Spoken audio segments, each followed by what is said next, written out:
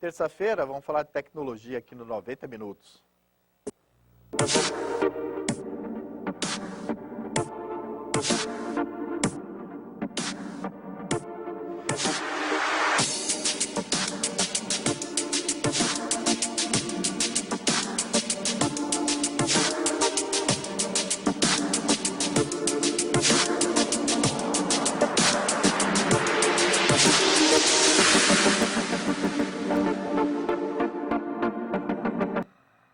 Muito bem, muito bom dia, Alex. Bom dia, Marcos. Bom dia a você que nos assiste. Marcos, na semana passada, no final da semana, sexta-feira, a Lenovo, uma fabricante chinesa que adquiriu recentemente a Motorola, anunciou o novo produto dela, que vai equipar o Moto Z, o lançamento da Motorola, que ficou bem interessante, chamou bastante atenção do mercado mundial, que é o que ela chamou de Moto Snaps. Eu trouxe até um videozinho de apresentação da empresa. O aparelho, basicamente, ele é bem fino, com os conectores na parte traseira, e ele permite você adquirir módulos adicionais, como o que você vê no trailer da empresa, uma caixinha de som produzida pela empresa específica lá, JBL. Ou você pode adicionar um data show de LED na traseira dele, também fica bem discreto. É só encaixar ali. Ou então um módulo adicional de bateria, que faria ele durar até mais de um dia. Essa ideia ela já tem tempo que existe essa previsão de se fazer esse tipo de equipamento, mas até agora a primeira empresa que apresentou um protótipo funcional, uma coisa funcionando, foi a Motorola. Ou a Lenovo, né? Agora é da Lenovo. E quem diria com isso? Uma empresa chinesa criando produto e inovação. E a coisa ficou bem interessante, até porque a LG já tinha apresentado um projeto parecido, só porque o da LG você tinha que desmontar o aparelho todo para colocar um módulo. E o importante nos dias de hoje, design interessante, né? Atrativo, né, Alex? Bem fino, muito parecido com qualquer smartphone mais moderno um pouco. Acredito que a ideia vai pegar e vai criar uma moda. Provavelmente os próximos aparelhos já de outras empresas, inclusive, sairão com isso. E ela anunciou que o lançamento deverá chegar às lojas no mercado mundial a partir do segundo semestre agora, por volta de setembro. E na mesma época deve chegar o iOS 10, que foi anunciado ontem pela Apple. Ele foi apresentado com bastante ideias diferentes do que já existe. Ela disse até que vem com 10 itens totalmente reformulados ali. Basicamente aquela tela de entrada agora vai permitir adicionar novos aplicativos, que já não existia, a própria tela de bloqueio dele. Uma integração muito maior com aquele 3D Touch que ela tinha anunciado para o 6S. Deve equipar também o 7, que deve sair agora no segundo semestre. E principalmente a parte de tecnologia embarcada nele com inteligência artificial, que ficou bastante interessante. Essa tecnologia vai equipar tanto a Siri dele, quanto até o teclado. Ela promete agora fazer coisas mais específicas do tipo, enquanto você está digitando, ela melhorar muito a interação com o usuário, saber o que você está querendo digitar, as mensagens mais comuns. Por exemplo, se você, todo dia cedo, você conversa com alguém ou em algum grupo, e você cumprimenta, por exemplo, alô, tudo bem? Como vai? Ou bom dia, alguma coisa assim. Com o tempo ele aprende isso e ele já te sugere, a hora que você começa a digitar, ele sugere o cumprimento que você costuma fazer. Ou se você, sei lá, usa algum termo técnico específico por causa do trabalho, a hora que você começa a digitar, ele vai sugerir, não só como ele sugere hoje, que é uma palavra, ele vai te sugerir, às vezes, uma expressão inteira, uma frase inteira, para ajudar a vida de quem depende desse tipo de teclado. E, além da própria inteligência embarcada, que agora deve vir nos mapas, para te ajudar a localizar as coisas que estão por perto, integração com aplicativos de terceiro, como o caso do Uber, ela permite, de dentro do mapa, você chamar um carro, tá?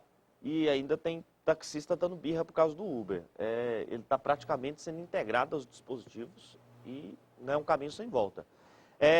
Ela prometeu ainda integração com um produto que é fornecido no mercado norte-americano, que é para automação de casa, onde você pode ligar equipamentos nele, ventilador, ar-condicionado, televisão. E com isso ela integrar tudo. E ela anunciou ainda no 10 um recurso bastante interessante. Imagina que você, quando você chega em casa, você queira que o seu equipamento, sei lá, um ar-condicionado, por exemplo, ele esteja ligado numa determinada temperatura. Você pode programar ele para isso e, através da localização do telefone, quando você está chegando em casa a uma determinada distância, ele já faz essa ação para você.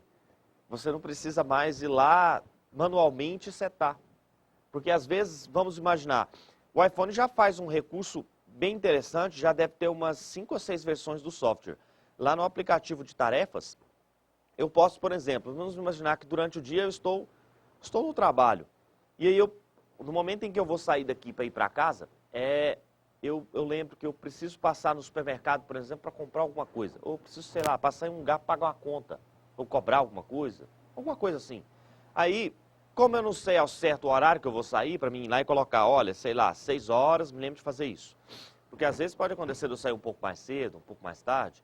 Eu vou lá no aplicativo de tarefas e digo para ele, olha, quando eu sair daqui, me lembra de fazer isso. Aí, quando você está se deslocando, quando você começa, afasta ali, sei lá, uns 500 metros, 1 quilômetro de distância de onde você estava, ele aparece ali para você a mensagem reclamando ali, ó, lembrar de passar no supermercado. Ele já faz isso, já tem bastante tempo. E ele agora vai trazer essa ideia para praticamente o resto dos aplicativos. E anunciou também o suporte que vai ser aberto agora, porque até então a Apple ela tem uma política de trabalhar com tudo muito fechado. Desenvolvedores terceiros não pode fazer nada para os produtos dele. A Siri, que é aquele assistente pessoal, vai incorporar esse tipo de trabalho, vai abrir agora para que outros aplicativos possam fazer adaptações e utilizar os recursos dele. Por exemplo, uma pessoa que utilize, sei lá, o Mapas, ou o próprio Google Maps que tem lá dentro, ou o WhatsApp, você conseguiria, através de um comando de voz da Siri, fazer uma determinada, mandar uma mensagem para alguém. Você pode dizer para ele, até o iPhone 6 você precisava pressionar o botão do Home e segurar. Do 6 para frente, não precisa mais desse recurso. Agora você fala e ele já te entende, ele fica escutando. Igual acontecia com o Google Glass, que é um projeto que, por enquanto, foi suspenso. É como se você tivesse um assistente pessoal no bolso. Você poder dizer para ele, por exemplo, ei Siri, abre o WhatsApp e manda uma mensagem tal para fulano. E aí ele faria isso para você. Ele abre, escreve a mensagem e envia. Para você estar dirigindo, por exemplo, isso é incrível. Entendeu? Às vezes você está fazendo alguma coisa que você está ocupado. Nos dispositivos mais antigos, você ainda precisa segurar o botão. No dispositivo mais novo, nem isso. Eu trouxe até um trailerzinho, que, inclusive de um comercial que é apresentado no Brasil, que a Apple mostra como fazer o dispositivo dela, o bonequinho daí, ele tem até som. Ele pede mesmo em português para o dispositivo lá. Ele está preparando uns biscoitos, aí ele fala pro dispositivo lá, ei Siri, marca 15 minutos para mim. E aí o dispositivo começa a marcar. E aí o bonequinho ele é impaciente no comercial, ele fica reclamando, e aí fala para ele, Siri, coloca minha playlist de espera. Aí coloca a musiquinha para ele escutar, e aí ele vai escutando ele está impaciente ainda mexendo. Ao final, ele vai dizer para o assistente, ei Siri, confere o timer para mim. Aí ela mostra quanto tempo está. Sem ele pôr a mão em nenhum momento. Essa é a ideia básica do iPhone 6S. E o que também deve equipar o 7. E provavelmente todos os dispositivos a partir daqui. Essa ideia está sendo embarcada já tem tempo, a utilização de inteligência artificial nesse tipo de serviço. Existe um produto que é vendido já há mais de 2 décadas no mercado mundial. Todo mundo já deve ter visto isso em filmes. Agora a GM trouxe para o Brasil um produto que ela disse ser dela, mas não é terceirizado. Ela fala que é gratuito, mas depois de 1 ano vai cobrar, o contrato já diz isso. Que é aquele serviço de concierge, que basicamente faz isso que a Siri faz. Só que a Siri, por enquanto, ela está muito limitada, mas ao que tudo indica, ela está caminhando para esse sentido de fazer isso sem uma pessoa. Como funciona o serviço de concierge? Você é assinante do negócio, por exemplo, dentro do seu carro, você tem um dispositivo lá, como acontece nos da GM, no retrovisor do carro tem um botãozinho na parte de baixo dele. Você está dirigindo ali, por exemplo, e vamos lembrar que você lembrou que você precisa de sei lá, marcar uma consulta médica. Você simplesmente põe o dedo ali, um atendente atende e no viva voz mesmo, de dentro do carro, você fala, eu preciso marcar, ele já sabe quem é você, no momento que ligou, já tem a sua identificação. Eu preciso marcar uma consulta com o médico fulano de tal, para, sei lá, para hoje, para amanhã, por volta do horário tal. Aí o atendente que está do outro lado faz esse serviço para você. E aí ele já te retorna, olha, ficou marcado para o dia tal, tal, tal. Ele faz essa ligação, a parte que você precisa tudo. Um ser humano. Um ser humano. Hoje é um ser humano. E, além disso, a GM ela não mostra fazer nessa parte, mas essa parte faz. Fora do Brasil faz, apesar que lá é cerca de $150 por mês. Tá? Aqui no Brasil eu tenho uma ligeira sensação que não vai acampar. Porque se você apenas uma conversão direta, nós estamos falando de R$600 por mês. É um pouco pesado, é quase o valor de você contratar realmente uma secretária. Isso.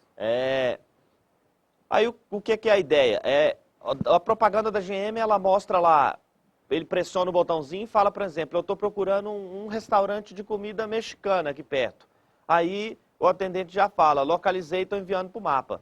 Aí a central multimídia do veículo lá aparece já e aí já te mostra o navegador. Em tantos metros, vira à esquerda, vira à direita. Ele te leva até o restaurante.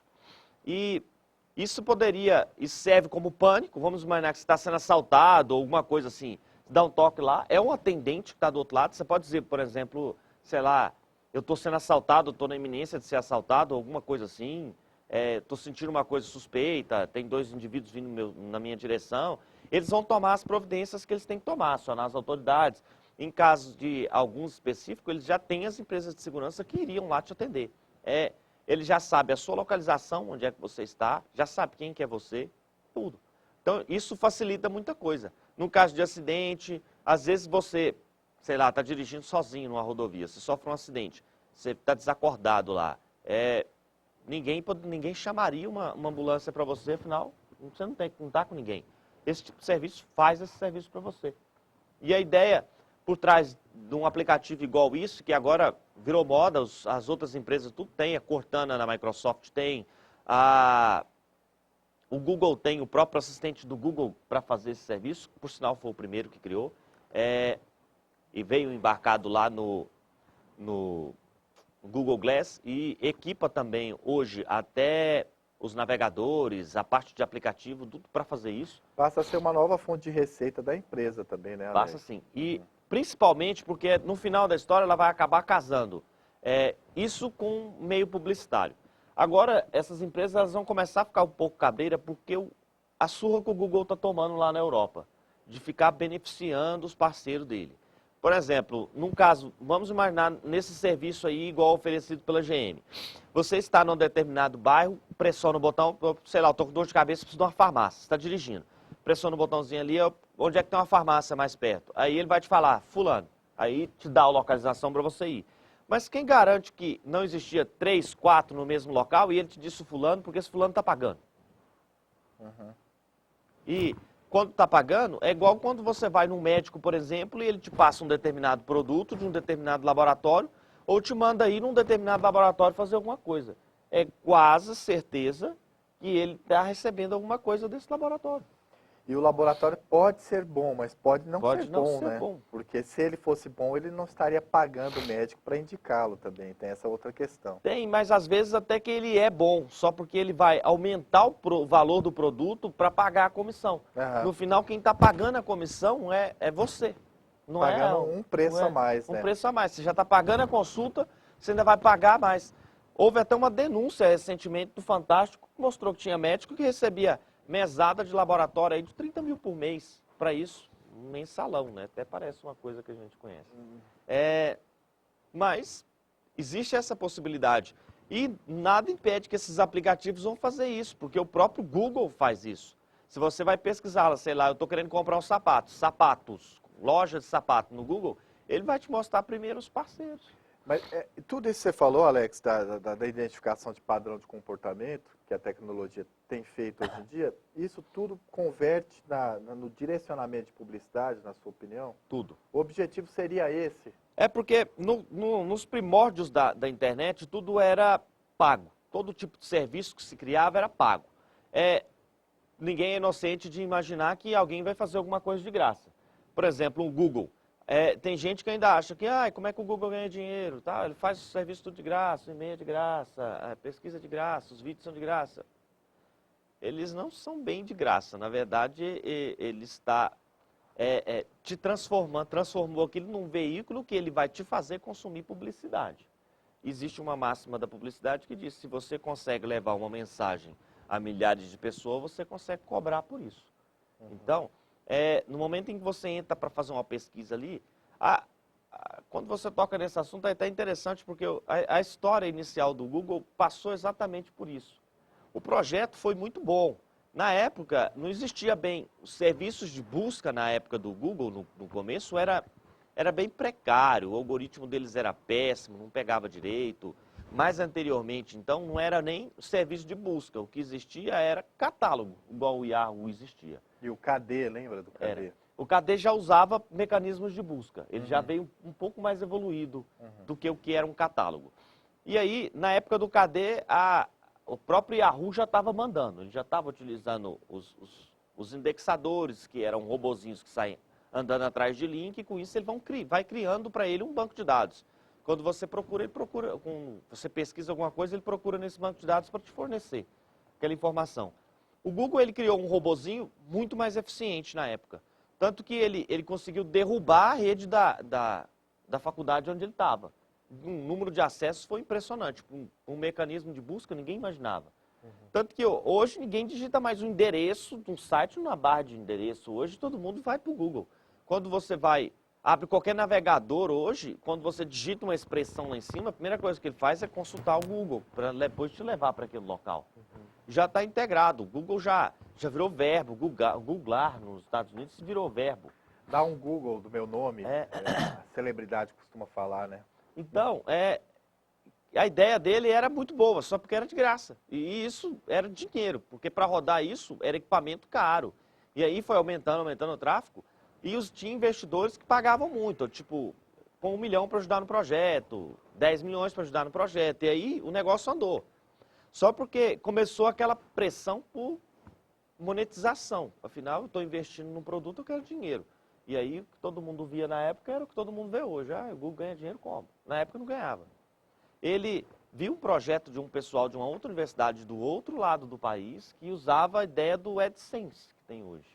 Que é a propaganda, ela sensitiva, ali em cima daquilo que o cara está procurando. E aí ela foi lá e buscou essa ideia para ela. Você vê que no ramo de tecnologia nem tudo se cria. Buscou essa ideia e acampou isso nos produtos da Google, no navegador. A coisa deslanchou. Aí depois disso veio uma série de outros produtos. Um dos criadores dele criou um e-mail específico, que a ideia inicial era que fosse usada só pelos funcionários da Google.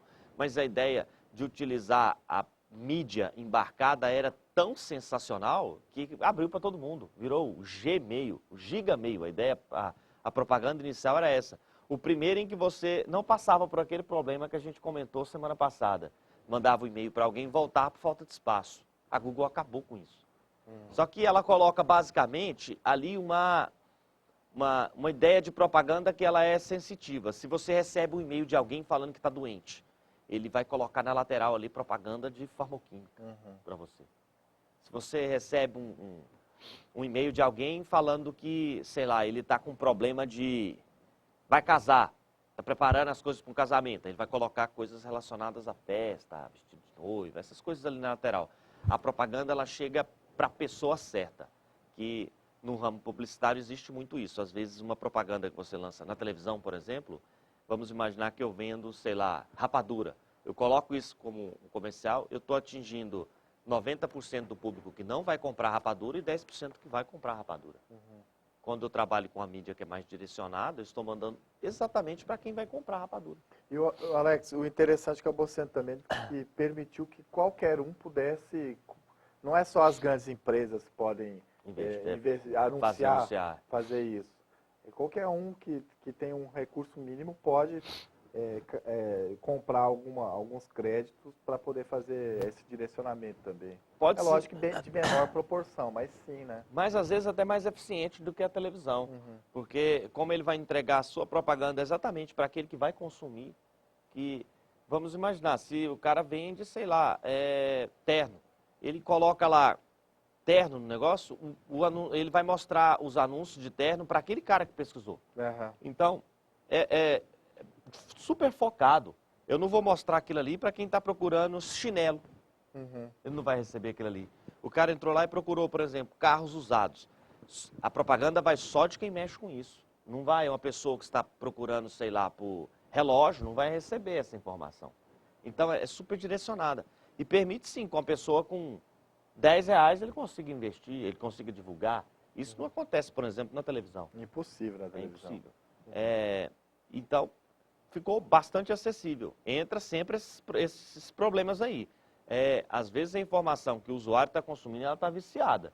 Ele vai te forçar a ver a propaganda especificamente daquele fornecedor. Mas, para o outro lado, esses assistentes são bem interessantes e, quem sabe, não funciona. Porque nos Estados Unidos, quando a Siri foi criada, ela foi criada com o intuito de chegar a poder fazer, por exemplo, uma reserva num restaurante. Que eu imagino que por lá até funcione. Aqui é porque ainda está um pouco atrasado. Quem sabe agora, ela abrindo isso para desenvolvedores terceiros colocarem nos seus aplicativos interface com ele, isso seja possível. Porque hoje, por exemplo, rede hoteleira tem aplicativo para isso, que permite eu do aplicativo eu fazer uma reserva. Então é possível sim eu estar com o telefone no bolso, ou mesmo eu pego o telefone, pressiono, ou mesmo falo com ele, ei Siri, marca para mim, sei lá, faz uma reserva no hotel tal, na cidade tal para mim, para amanhã ou para depois. Ela vai lá e faz esse serviço para você. Ela aciona um aplicativo que faz a reserva e te retorna. E ainda fala com você, que hoje ela já faz isso. Uhum. Reserva feita no hotel tal, você vai ficar no quarto tal, uma coisa assim, no horário tal. Faz tudo. É aquele serviço que basicamente era feito pelo um concierge, era um ser humano. Você volta naquele antigo dilema que existe, no homem versus máquina, que no final da história está tirando o emprego das pessoas em decorrência disso. Quando você fala nisso, tem um assunto até interessante, que depois a gente discute ele com mais detalhes, mas a Uber, ela mostrou recentemente nos Estados Unidos um carro autônomo.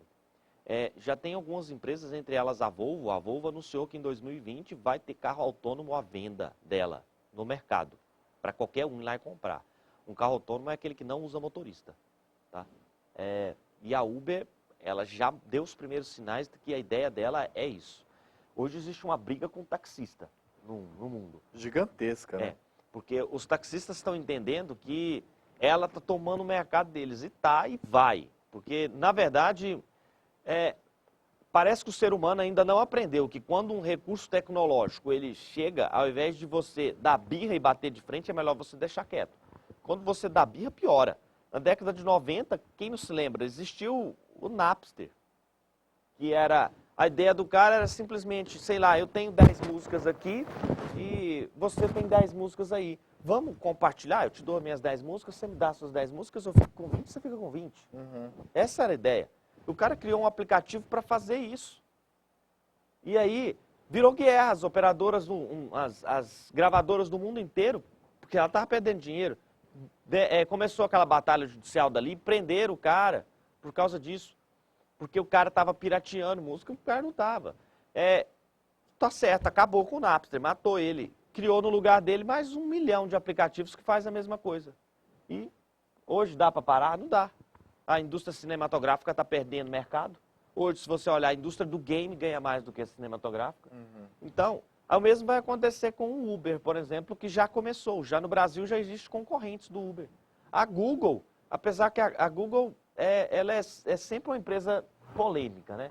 A Google é uma das patrocinadoras do projeto Uber e anunciou recentemente que ela vai criar o próprio Uber dela, um aplicativo para fazer esse serviço, que, por sinal, pelo visto, vai acampar.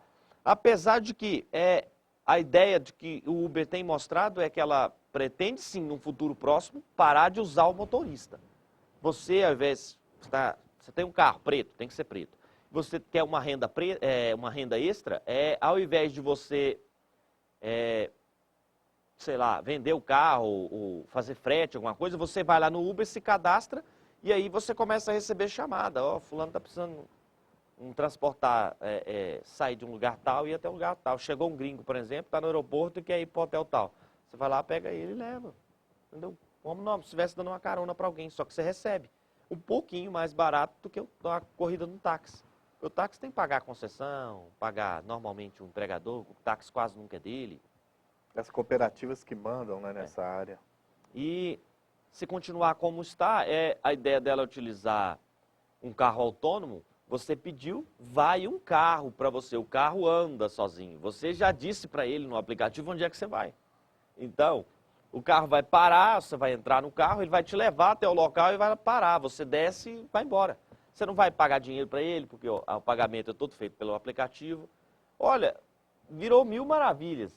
E com isso, o preço vai ser mais ou menos metade do valor que um taxista te cobra. Uhum. E detalhe, um carro autônomo, ele não vai te assaltar, como acontece em alguns casos. Já aconteceu o caso de, você vê falar de abuso sexual, inclusive. Ele não vai fazer um trajeto mais longo para você, te sacanear. se você não conhecer o trajeto, né? Porque ele já basicamente Cobrar mais traçou a caro. rota para você ali no aplicativo. Aham. Você já sabe quanto vai custar antes de fazer, tá? Já sabe a hora que você vai chegar. Já casa hoje com as tecnologias, por exemplo, de mapas colaborativos, onde ele diz aonde tem trânsito, onde não tem, ele já vai correr de sair sozinho. Já vai te dar uma previsão mais ou menos acertada do tempo que você vai levar para chegar. Então, acho que não tem ninguém que não vai usar um produto desse. E isso provavelmente vai ser o fim do táxi.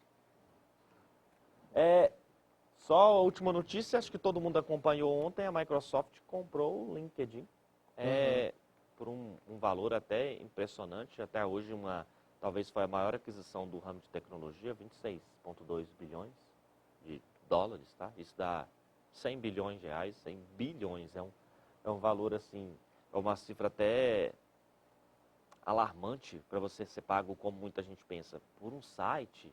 Só que esse site tem uma base de usuário de mais de 400 milhões de usuários e, basicamente, é rede profissional. Para a Microsoft é uma ideia muito boa dela expandir, principalmente o Office, tá? Que é 400 milhões de usuários em potencial. Uhum. Se ela levar aí para cada um dessa daí, ela fechar uma determinada venda, automaticamente, esse dinheiro que ela pagou, ela vê ele rapidinho. Ela já anunciou que vai manter o mesmo CEO da empresa, não vai mexer, como a Google fez com o YouTube na época. Então, ela basicamente incorpora isso ao patrimônio dela e atende aos interesses dela, mas continua sendo uma empresa separada. Quinta-feira a gente volta a falar de concurso, vamos falar as diferenças básicas que existem entre o mundo Linux e o mundo Windows. Muita gente apanha disso, muita gente não dá conta nem de mexer. Eu vejo até em universidade hoje, eles colocam uma máquina com Linux lá, porque é mais barato, não paga licença, não pega vírus. Até hoje existe muito pouco vírus para Linux. Para Windows num local público, você põe uma máquina Windows lá, às vezes no primeiro dia ela vai ter um vírus. Uhum. E muita gente apanha, porque basicamente ele muda tudo. Não é a mesma coisa, a estrutura do sistema é outro, até a forma de organização de arquivo, tudo mudou. Vamos fazer uma diferenciação entre um e o outro para o pessoal conseguir ficar ligado nisso, para quem vai usar a máquina e para quem vai fazer alguma prova num concurso público, por exemplo. Ok, então, valeu, Alex. Falou, Marcos. A gente conclui, então, nossos 90 minutos de hoje. Lembrando a você que, a partir das 5 da tarde, tem o Orisvaldo Pires e o Lucivan Machado na apresentação do Jornal dos 5. Eu volto amanhã, a partir das 8. Um grande abraço, até a próxima.